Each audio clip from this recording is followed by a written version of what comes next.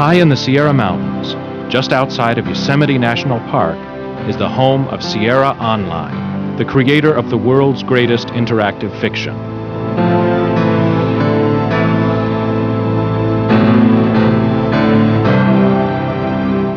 Once again, Sierra is breaking new ground with one of the most captivating, challenging, and intense interactive stories ever created.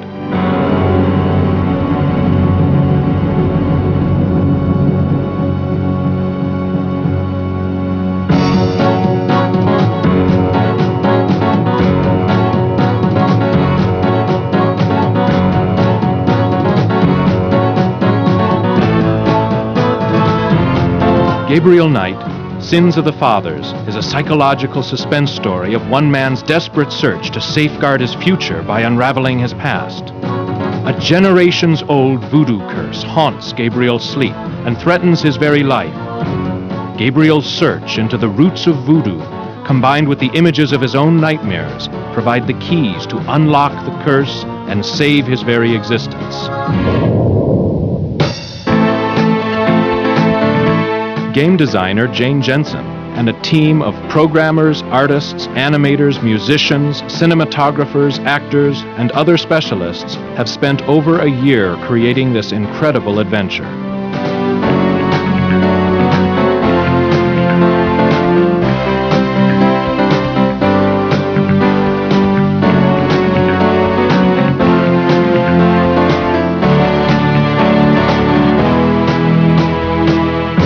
Come, join us behind the scenes for an inside look at the making of Gabriel Knight.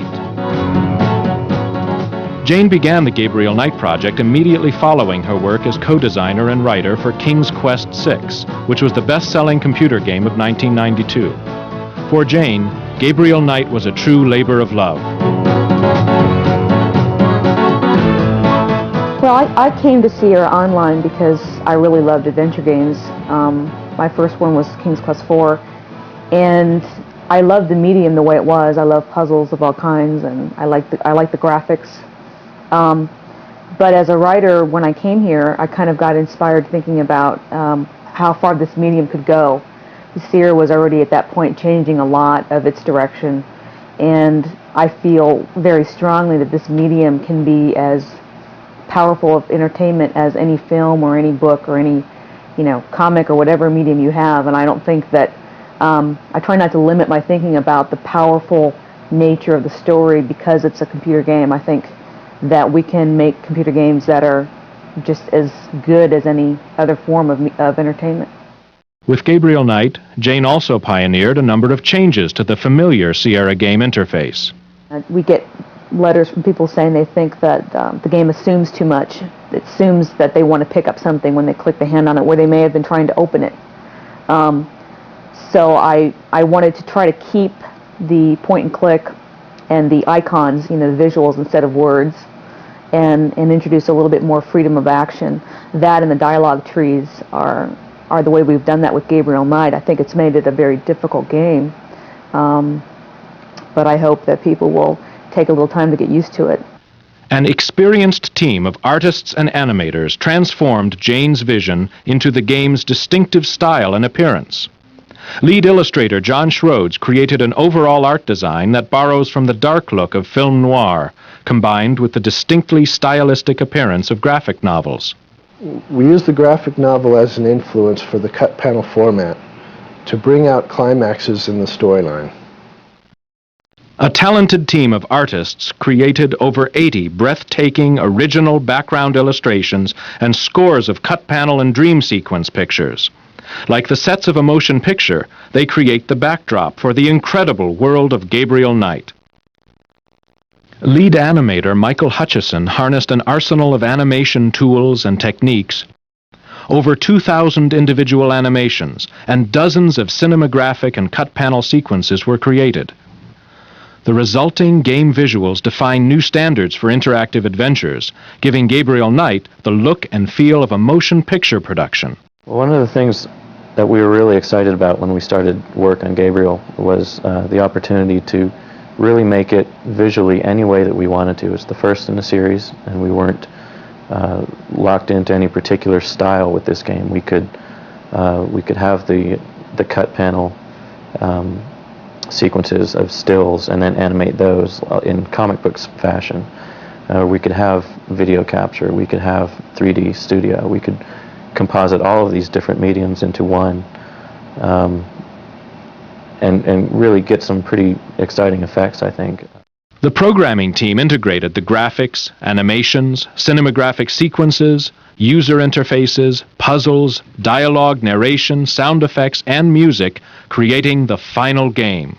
The main challenge for us is the movie-like quality that we can attain with the CD game.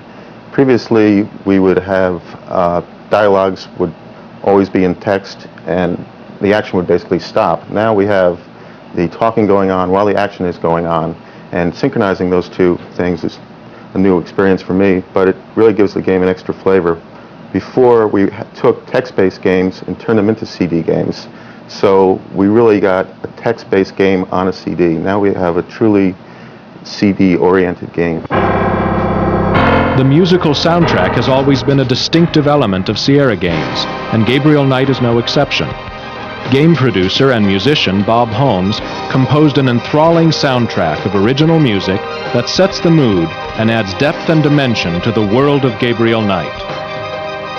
My background really is in film scoring, and I tend to really levitate to a lot of the old style Max Steiner kind of film scoring, in which using a theme is much more valuable than texture. One of my goals for Gabriel was to latch on to a few really strong themes and then use those in different ways. Gabriel is a great vehicle for music because of the texture and the darkness and the tone. It just gave me a lot of rich things to work with. The musical score is augmented by hundreds of realistic sound effects.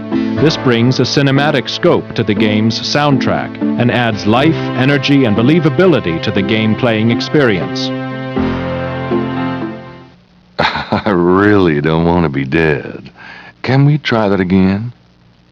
Perfect. The compelling characters that were created for Gabriel Knight took on a whole new dimension, thanks to the star-studded cast of Hollywood veteran actors enlisted by Sierra to provide their voices. About Detective Mosley.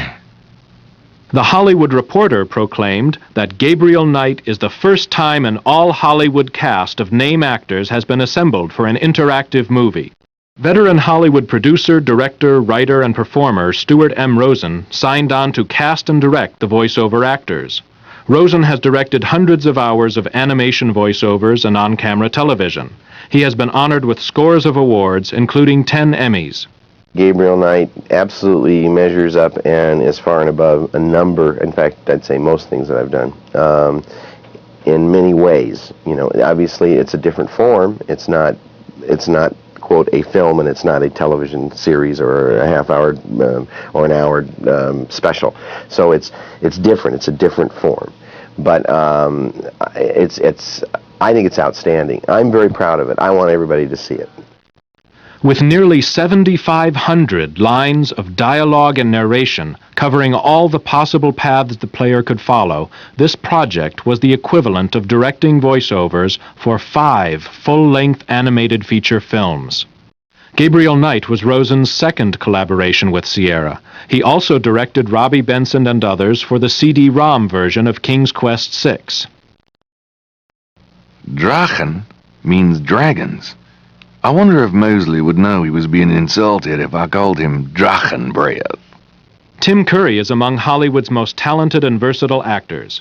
Using his sensuous masculine voice, Curry created a distinctive personality for the title character of Gabriel Knight. This is a newspaper clipping about a murder committed in 1810. That murder is an exact match of the voodoo murders, right down to the marks around the bodies. Tim Curry as Gabriel Knight. It's kind of an interesting story. We were trying to cast Gabriel, and we're looking at some